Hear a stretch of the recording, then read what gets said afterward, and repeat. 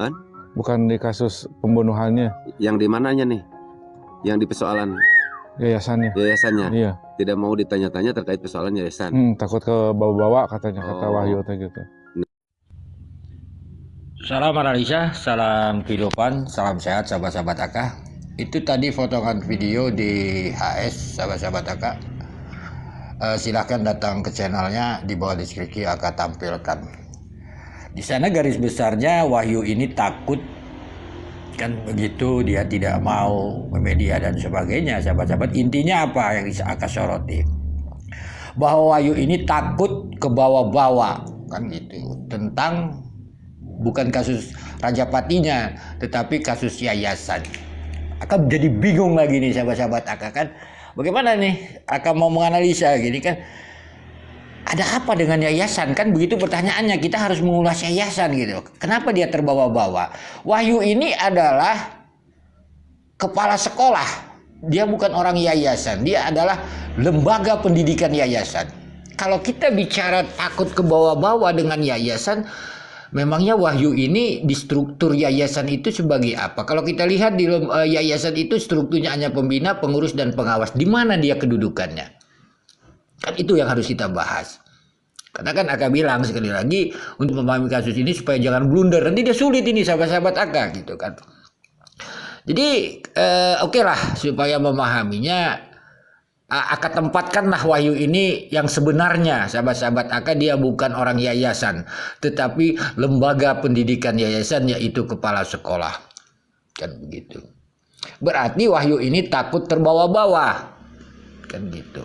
Pertanyaannya kembali sahabat-sahabat AK, mari kita dengarkan keterangan saudara Dedi di Koin 1000 ataupun di sahabat AK Nana. Wahyu, ya pernah nanya pagi-pagi Bu Wahyu itu ke sekolahnya teh setengah tujuhan Bu, menurut saksi yang ngobrol kan. Dulu juga pada di sana ada Pak Wahyu, ada Kosasi, pertama Kosasi, terus Pak Wahyu ke situ katanya bilang itu. Video yang titit ini Bu, pertamanya yang lihat itu tetangga sekolah yang di depan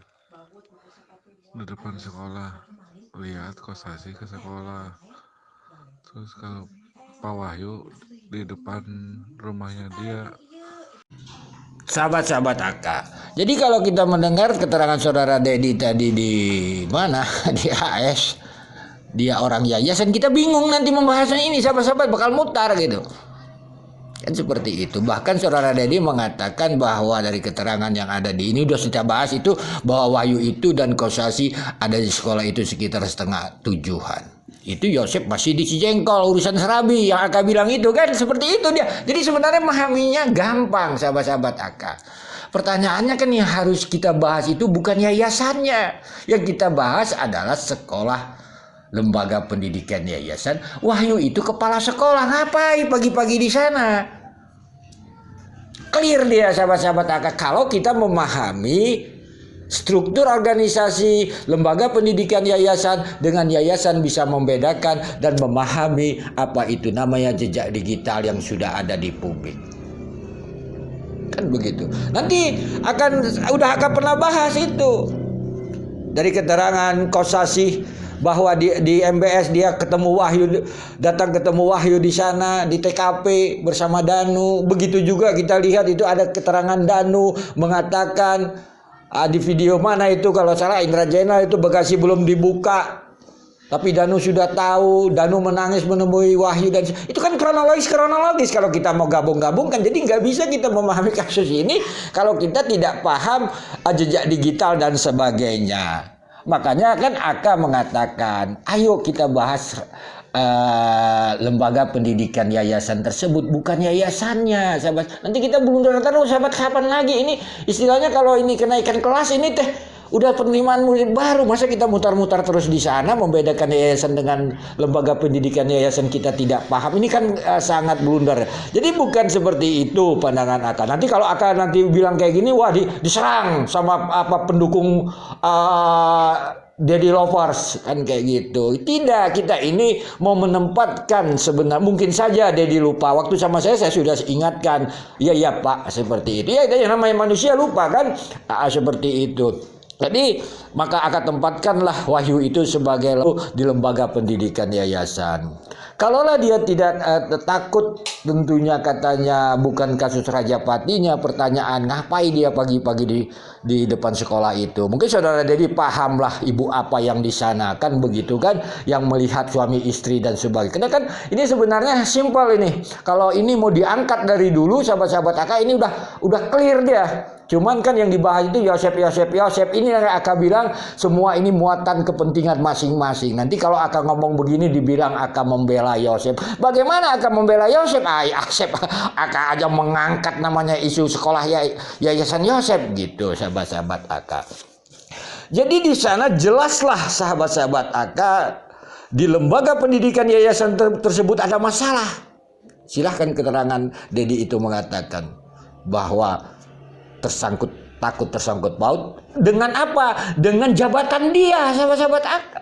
Ya, jangan cuci tangan dong, seperti itu. Dia bukan orang yayasan. Makanya Aka bilang itu, dia juga pernah mengatakan bahwa pencairan bos tahap 1, tahap 2 dilakukan oleh bendahara, tahap 3 oleh sededi kan. Jadi clear sebenarnya. Makanya Aka katakan, Bapak penyidik tolong masuk ke ranah sekolah. Maka tolong bantu Dedi itu untuk memviralkan sekolah. Tetapi kita mutar-mutar sahabat-sahabat Aka.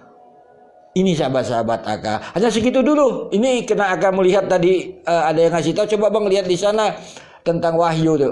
Katanya, wah ini bagus saya bilang. Jadi penempatannya sekali lagi, Wahyu itu bukan orang yayasan.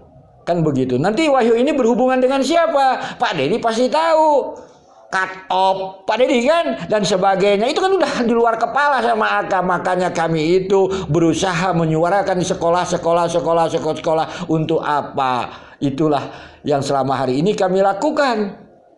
Kan begitu. Ini clear Pak Dedi mengatakan seperti itu di publik. Cuma Pak Dedi mungkin lupa ingat lagi dia membahas Wahyu sebagai orang yayasan. Nah ya mungkin saja Pak Dedi grogi ataupun lupa. Ya kita maafkan itu kalau masalah seperti ini agak clear aja. Jadi sebegitu sahabat-sahabat Aka. Jadi itu semua muara ke sana.